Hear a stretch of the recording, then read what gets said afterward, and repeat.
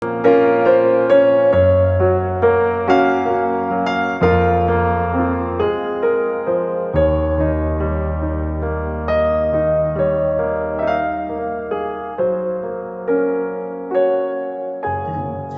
saudara sekalian, masih ketemu dengan saya. Dan hari ini kita akan kembali membahas terkait dengan topik metodologi penelitian dengan topik yaitu riset kepustakaan. Memang kemarin saya sudah bahas untuk riset kepustakaan dengan eksegesis. Yang pertama, kemarin memang benar-benar murni eksegesis risetnya kepustakaan, dan hari ini kita akan kembali bahas masih topik yang sama yaitu penelitian kepustakaan eksegesis, tetapi ada kombinasi di mana hasil dari eksegesis itu juga dibuktikan di dalam lapangan gitu ya. Nanti kita akan lihat bagaimana kalau di lapangan apakah teori yang hasil eksegesis itu memang benar-benar bisa diwujud nyatakan, diterapkan di lapangan, ataukah terjadi kesenjangan-kesenjangan antara teori hasil eksegesis yang ada dan kondisi yang ada di lapangan. Dan nanti diharapkan peneliti mencoba untuk mencari solusinya.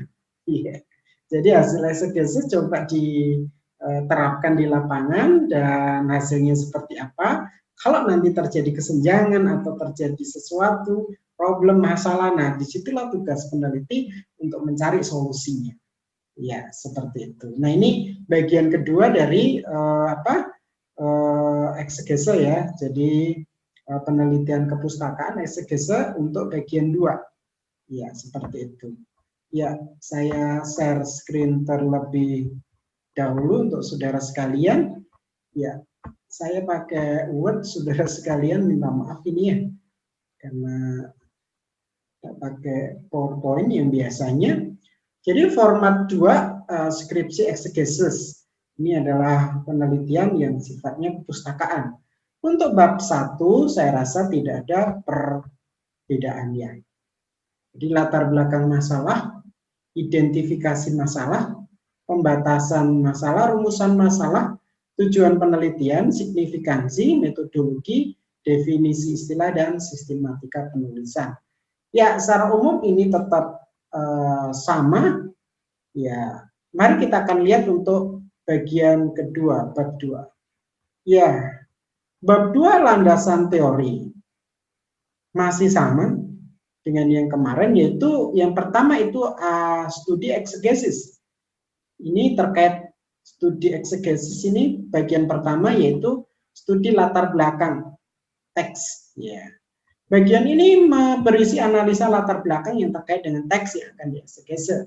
Yang dimaksud latar belakang di sini adalah latar belakang kitab penulis, struktur kitab, latar belakang ekonomi, sosial, budaya, politik yang berkaitan erat dengan teks yang akan dieksegesis. Saya rasa ini sama seperti penjelasan yang kemarin. Mari kita lihat untuk selanjutnya.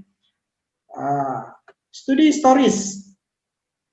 Bagian ini berisi sejarah yang melatar belakangi teks. Sejarah yang dimaksud di sini adalah bisa sejarah dalam konteks periode atau waktu tertentu di mana teks itu ada, atau bisa juga ditambahkan sejarah yang bersifat progresif, dimulai dari Perjanjian Lama hingga masa periode di mana teks itu berada. Selanjutnya itu adalah word study atau studi kata. Bagian ini berisi tentang pembahasan yang terkait dengan analisa kata yang dipermasalahkan dalam teks. Analisa kata tersebut dapat berisi analisa sintaksis dan akar kata. Ini kalau saudara pakai Bible Work menarik, itu ada namanya studi kata ya. Ya bentuknya itu seperti apa, diagram gitu. Ya, akar ini ke sana ke sana ke sana ke sana. Jadi satu kata itu ada perkembangan katanya ya gitu. Lalu yang selanjutnya itu adalah analisa konteks. Ya, analisa konteks. Ada konteks dekat, konteks jauh, lalu studi sintaksis. Nah, disinilah bagian inilah membahas frasa dari teks yang dieksegesis. Setiap kata mendapat keterangan yang lengkap dari langkah-langkah eksegesi di atas. Penulis skripsi melanjutkan dengan studi sintaksis, mengeksegese tiap frasa dalam teks dimulai dengan frasa utama atau kunci. Nah, di sini parsing mulai bekerja. Lalu kesimpulan. Jadilah itu eksegesenya. Bab 3, nah ini yang menarik, itu ada metodologi penelitian. Ya. Tempat waktu penelitian, metode penelitiannya, lalu populasi samplingnya yang mau diteliti, teknik pengumpulan datanya, nah ini metodologinya, lalu tekniknya. Nah ini memang pakai kualitatif ya wawancara ya. Ya, kualitatif wawancara. Lalu juga ada di sini pengembangan instrumen. Sebenarnya bisa juga kualitatif atau kuantitatif ya.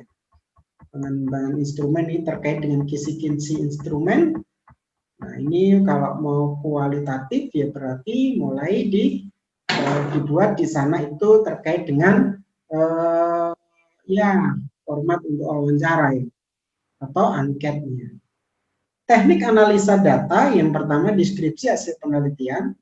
Pengelompokan berdasarkan kategori tema pola jawaban, ya. Menguji asumsi atau permasalahan yang ada terhadap data, mencari alternatif penjelasan bagi data, dan menulis hasil penelitian. Jadi kalau kita lihat di dalam bagian ini, jelas inilah yang akan dibahas di bab 4. Deskripsi hasil penelitian, ya, pengelompokan ini adalah reduksi, karena tadi pakainya wawancara ya. Menguji asumsi permasalahan yang ada terhadap data. Nah, disinilah mulai dilihat antara hasil eksegese, kajian teori, lalu dilihat juga hasil penelitian mencoba untuk dipadukan. Lalu mencari alternatif penjelasan dan menulis hasil kesimpulan. Ya. Ada kredibilitas peneliti, nah ini umumnya ya. Ya. Mari kita akan lihat selanjutnya. 4 ya. Eksposisi dari eksegese disesuaikan dengan judul. Dari hasil eksegese ditemukan poin-poin yang akan dikembangkan di dalam eksposisi yang tentunya arah eksposisi disesuaikan dengan judul. Pada bagian ini penulis memaparkan gambaran ideal yang dicapai. Ini hasil dari bab 2. Ya. Jadi bab 2 mulai dikonstruksikan gambaran idealnya seperti apa. Lalu inilah bab khususnya untuk hasil penelitiannya tadi ya. Mulai dihasilkan. Ya. Hasil dari penelitian seperti apa? Bagian ini penulis skripsi mulai menemukan fakta-fakta di lapangan yang kemungkinan bertentangan dengan gambaran ideal dari hasil eksposisi untuk menghasilkan hasil penelitian yang ya mama memerlukan ini tadi ya. Oh, sorry tadi ini terkait dengan ini ya. Jadi menguji asumsi masih terkait dengan penelitiannya. Lalu bab 3, kok bab 3, bagian 3 mencari jalan keluar. Jadi bab 4 itu tadi yang pertama hasil dari eksegese, kedua hasil dari penelitian, lalu yang ketiga mulai mencari kesenjangan persoalan antara sesuatu yang ideal, hasil kajian teori, hasil eksegese dengan kenyataan di lapangan. Lalu dibuatlah di sini pembahasan dan memberi solusi untuk jalan keluar. Kesimpulan saran, daftar pustaka dan lampiran. Jadi secara umum begitu. Ya, jadi ini yang bisa saya sampaikan saudara sekalian terkait dengan judul ini ya. Nah, nanti secara umum kalau saudara membutuhkan terkait dengan materi-materi yang saya sudah bagikan di dalam video-video, kalau saudara membutuhkan bentuknya soft file atau apa, silakan menghubungi saya ya. Bisa bertanya lewat chat atau apa, supaya saya bisa berikan kepada saudara untuk pegangan. Oh Pak, saya penelitiannya adalah, kemarin ada mahasiswa yang PAK ya, yang penelitiannya combine. karena disuruh pembimbing satunya supaya combine. Jadi mencari nilai-nilai eksegese atau eksposisi dari sebuah teks, lalu juga penerapannya di lapangan kayak apa gitu. Ya itu nanti bisa pakai garis besar yang kedua dari eksegese ya. Tapi kalau memang murni pure, nah itu yang kemarin ada yang murni pure, itu pakai yang pertama tadi. Kalau saudara risetnya adalah lapangan, ya lapangan mau kualitatif kuantitatif ada video saya juga ya. Ya, saya rasa itu yang saya bisa sampaikan. Semoga dapat memberi pencerahan dan memberkati saudara. Semangat untuk terus kerja skripsi. Ya, sampai ketemu di wisuda. Iya, Tuhan Yesus memberkati.